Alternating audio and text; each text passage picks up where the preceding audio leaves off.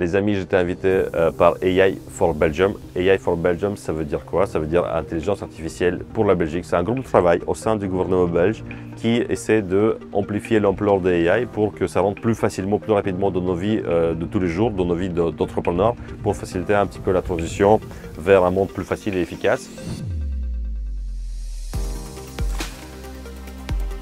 Ici, ils organisent ce qu'on appelle AI Week, la semaine de l'intelligence artificielle belge. Et j'ai été invité à une journée en particulier, la journée sur la blockchain. Et lors de cette journée-là, nous allons interviewer des entrepreneurs qui sont venus là, qui participent à la blockchain, qui parlent un peu de la blockchain, de l'intelligence artificielle et qui vont nous raconter un peu les chiffres qui se cachent derrière la blockchain, le comment du pourquoi et comment être motivé et pourquoi chaque entrepreneur doit réfléchir à ça aujourd'hui pour passer à la blockchain et la crypto-monnaie et l'intelligence artificielle dès aujourd'hui pour améliorer son efficacité de tous les jours. Donc abonnez-vous sur la chaîne et on va aller revoir tous ces gens-là tout de suite.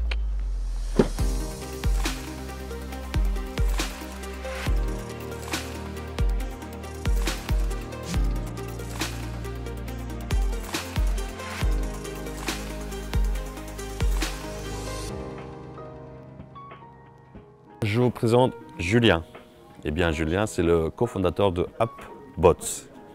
Ça me dit absolument rien. Julien, est-ce que tu peux me décrire un petit peu c'est quoi AppBots? Qu'est-ce que tu fais de différent des autres? Alors, déjà, il faut situer le secteur. Vas-y. Le secteur, c'est tout ce qui est crypto-monnaie et blockchain. Okay. Ça c'est la première chose. Alors, la différence, c'est que nous, on se veut comme une marketplace, donc un peu un Amazon peut-être, mais avec une revue qualité, mais pour tout ce qui est ce qu'on appelle des algorithmes de trading ou du copy trading, c'est-à-dire suivre un autre trader ou suivre un code mathématique lié au marché, donc il va décider quand acheter, quand vendre pour vous.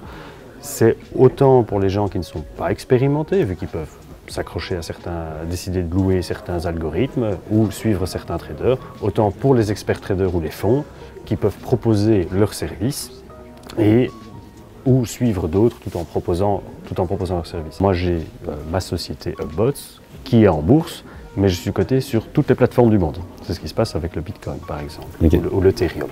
Les deux principales devises du monde des cryptos, par exemple. Ce qui se passe, c'est que vu que c'est un marché qui est H24, 7 jours sur 7, qui intéresse beaucoup de monde, les gens ne savent pas suivre. Pourquoi? Parce que il y a certaines choses techniques dedans, c'est compliqué. L'avantage des algorithmes ou de confier une partie de son portefeuille à un algorithme ou à un trader expérimenté, c'est on ne doit plus suivre ce marché. On n'est pas obligé d'être expert trader et d'un autre côté, l'expert trader qui trade bien peut y gagner aussi. Alors la spécificité de Bots, c'est que nous, on est connecté et aux exchanges centralisés et aux exchanges décentralisés. C'est quoi un exchange centralisé, exchange décentralisé? Voilà. J'allais tout à fait en venir à ça. Vas-y, pardon. Centralisé, c'est pour ceux qui s'intéressent un peu au monde de la blockchain, c'est des gens c'est par exemple un exchange qui s'appelle Binance. FTX, Bitstamp, c'est les gros exchanges. Coinbase aux États-Unis, par exemple, c'est les gros exchanges, on entend les noms. L'exchange décentralisé, c'est un exchange qui est directement sur la blockchain. Supposons j'ai 1000 € où j'aimerais bien dépenser dans la crypto-monnaie. Et j'aimerais bien aussi louer ton algorithme. Comment est-ce que ça se passe en pratique? J'arrive donc sur le site de appbots.com.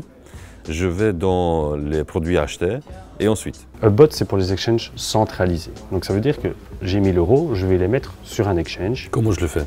Alors, pour mettre par exemple sur Binance, on peut par virement bancaire ou par carte de crédit mettre dessus. Vous les voyez sur votre exchange et vous avez ce qu'on appelle des API. Alors des API, c'est des clés qui permettent de connecter un exchange à un software extérieur. Ok. Comme AppBots. Okay. Vous créez vos clés, vous les mettez sur AppBots, comme ça, vous ne devez plus jamais vous connecter à l'exchange. Vous permettez à AppBots d'accéder au trading ou au read-only, donc c'est-à-dire la lecture simple de votre portefeuille. Pourquoi? Parce que comme ça, vous savez dans un dashboard suivre l'évolution de votre portefeuille en général, ou vous pouvez également dire, moi je vais louer tel bot pour tel montant, et l'algorithme va pouvoir trader votre portefeuille. Donc on fait une revue qualité pour éviter que les gens aussi aillent sur des algorithmes qui n'ont aucun sens mathématique. C'est toi qui vérifies l'algorithme? On est une équipe qui vérifie les algorithmes. Vous êtes combien de personnes dans la société? Plus de 20 maintenant. Ok, génial. Et c'est toi le directeur général? Le CFO. Le Donc, CFO. Ok, génial. Certains diraient le chief fumeur officer. Ça aussi. Ça aussi. Mais donc, ça c'est une chose. Ce qui se passe, c'est sur cette plateforme, l'accès est gratuit. Pour le moment, dans le futur, d'ici un an ou deux, on devra demander à un petit-fils de 5-10 $. Pourquoi? Parce qu'il y a des coûts serveurs. Par mois, par an? Par mois. Mais si je veux utiliser un algorithme ou du copy trading, donc suivre un expert trader, je peux répartir mon portefeuille comme je veux. Donc je peux dire, il y a 20% qui va là, il y a 20% qui va là. L'argent reste sur votre compte de l'exchange. Donc ce n'est pas un dépôt chez nous. Vous voulez le retirer et refaire le virement dans l'autre sens, vous pouvez à tout moment. D'accord. Pour pouvoir l'activer, il faut ce qu'on appelle notre token, UBXT token. Alors ce token peut être acheté directement sur la plateforme BOTS via une carte de crédit. Si vous mettez 100 000 euros. 1000 euros. Oui, si vous mettez 1000 euros, pardon, et que le bot, vous voyez qu'il a tendance à faire 60% sur l'année et que les performances suisses sont affichées. Donc je veux dire, tous les risques du bot sont vraiment très affichés.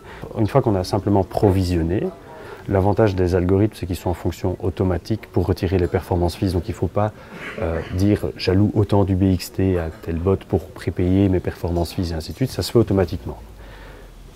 J'ai mes UBXT, j'ai lié mes clés, j'ai dit j'ai 20%, donc j'ai 200 euros que je veux lier ou 1000 euros sur ce bot-là. Ok. Juste cliquer sur Run et il ne faut plus regarder. Tout se fait automatiquement. Ça dépend de vous. Normalement, une stratégie, en général, ne se juge pas sur un seul trade. C'est des stratégies qui ont dans un but de croissance dans le temps. La moyenne de nos users laisse tourner 6 mois à 1 an, ce qui est logique. On est dans le marché des crypto-monnaies. Il y a de la volatilité, c'est du risque. Bien sûr. Ce n'est pas l'actif le moins risqué du monde. C'est clair. Donc Okay. voilà. Est-ce que tout le monde a besoin de tes services? Dans notre clientèle, qu'est-ce qu'on voit? Il y a une partie qui sont des experts traders qui eux-mêmes utilisent bots mais pour trader. Pourquoi? Parce que si je suis sur 5 exchanges décentralisés plus un exchange décentralisé, c'est compliqué. C'est compliqué. Là, je peux tout connecter en un, donc ça c'est facile. Il y a ce qu'on appelle des newbies, donc des gens qui n'y connaissent rien. Moi. Mais qui ont vu des gros pourcentages dans la crypto-monnaie, que la blockchain les intéresse, mais ils ont un travail de tous les jours et qui, eux, louent les algorithmes simplement et participent un peu à la communauté pour apprendre, mais sont intéressés juste de faire quelques placements. Et il y en a aussi, en fait, de plus en plus avec la crise et les difficultés, l'augmentation des coûts, qui recherchent quoi? Avoir un revenu passif, mais un peu plus agressif. D'accord, ok. Voilà. Tu as dit que tu as 20 employés qui travaillent dans ta société. Quel est le chiffre d'affaires de ta société? Alors, le chiffre d'affaires, contrairement à ce qu'on voit au niveau facturation, vu que tout est payé dans notre propre crypto, en fait, le vrai chiffre d'affaires, c'est la revente sur le marché, plus les rétrocessions qu'on reçoit des exchanges. Oui. Tant qu'on ne les revend pas, en soi, c'est des actifs gardés. Ici, en termes, vu qu'on a lancé en octobre BOTS et juste maintenant Superbots, en termes de chiffre d'affaires, c'est ce qu'on appelle des pré-ventes qu'on a fait, donc pré-vendu notre token. Là, on est à 2,7 millions, par exemple. D'euros. De dollars. Ça en dollars. Okay. Et tes employés se trouvent physiquement où? En Belgique ou un peu dans le monde? Partout dans le monde. Okay. En fait, c'est autant décentralisé que la blockchain. Comment tu surveilles leur activité, leur travail que... Tu donnes des tâches hebdomadaires, tu donnes des tâches mensuelles? On a des systèmes autant de sprint, un peu en méthode agile, qui sont derrière des systèmes de Trello et c'est quand même compartimenté avec un middle management. Donc ça veut dire qu'on sait le suivre très facilement derrière. Quoi. Je sais que tu as une société en Belgique. Tu es salarié de la société?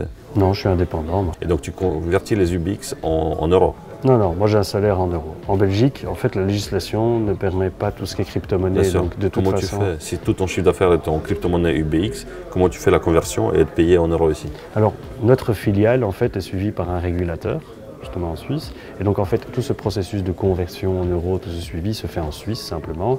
Et la société mère va refaire une simple facturation, je veux dire, des coûts si nécessaire, à notre filiale, simplement. En Suisse, on peut convertir les tokens en argent normal, on va dire, et le transférer sur le compte. Si on sait prouver l'origine des fonds. Bien sûr. C'est normal. Bien sûr. Okay. Nous, on sait toujours le prouver. Tu es vraiment un entrepreneur un peu atypique. Hein. Tes collaborateurs sont dans le monde entier, tu les vois juste par Zoom, Meet, etc., par Teams. Et tu as ton salaire qui arrive de la Suisse. Tout le chiffre d'affaires est en UBX, qui est la token que tu as créée. Quel est le cash que génère ta société? Si on dit que ton chiffre d'affaires est de 2,7 millions de dollars, De la prévente de la prévente de tokens. Quand tu retires tous les coûts liés aux 20 employés que tu as dans le monde entier, qu'est-ce qui te reste sur le compte de ta société en Suisse? Pour l'instant, on est toujours en mode start-up ou petite société, hein, parce que les employés, c'est plutôt des freelances qu'on utilise. Start-up, petite société de 2,7 millions? Non, c'est de la prévente de tokens. Donc c'est juste du funding en fait, qui est quelque part derrière. Maintenant, il y a un certain coût de développement. Donc en fait, qu'est-ce qu'on a fait? C'est que ces 2,7 millions, on ne va pas en retirer du profit. Ça, c'est une réalité. Pourquoi? Tu laisses tout dans la société pour continuer à développer? C'est ça. En fait, notre but, c'est de développer un écosystème. Okay. Si cet écosystème marche, tant mieux, ça fera du chiffre d'affaires. S'il ne marche pas à un moment, eh ben, on fermera. Bien sûr. Bon, maintenant, on a plus de 16 000 utilisateurs, donc ça commence à prendre, ça c'est intéressant. Mais c'est ça qui est en fait, ici en Belgique, qu'est-ce qu'on voit? C'est fort un chiffre d'affaires, un coût, qu'est-ce qui reste de BITDA ou d'excédent brut d'exploitation. Tandis que dans le monde des cryptos, le seul but de la prévente, on va dire, des crypto-monnaies, c'est pour aussi funder le projet. C'est-à-dire continuer à développer le projet en fait. Exactement. Et c'est pour ça qu'on en vend parfois de crypto sur le marché quand on a besoin de cash pour payer le continuum de développement. Donc parler de chiffre d'affaires, c'est un peu compliqué en fait dans ce monde-là. Julien, écoute, c'est un sujet super intéressant. On aurait pu continuer à faire juste une vidéo sur toi et ta personnalité, comment tu as démarré et comment tu as pu acquérir ces connaissances pour ouvrir une société qui est spécialisée dans le blockchain en Suisse avec des collaborateurs dans le monde entier et qui vend avec ta propre monnaie des algorithmes qui te permettent d'optimiser la vente des autres cryptos. En attendant, je t'invite à t'abonner sur la chaîne YouTube Entreprendre Vivre. Je ne sais pas si tu regardes YouTube. Quand j'ai le temps. Quand tu as le temps. C'est pas n'importe quelle chaîne, d'accord? C'est la meilleure chaîne entrepreneuriale du monde. Ah bah alors je vais m'abonner. Hein. Exactement. Julien, merci pour l'interview en tout cas. Ça marche.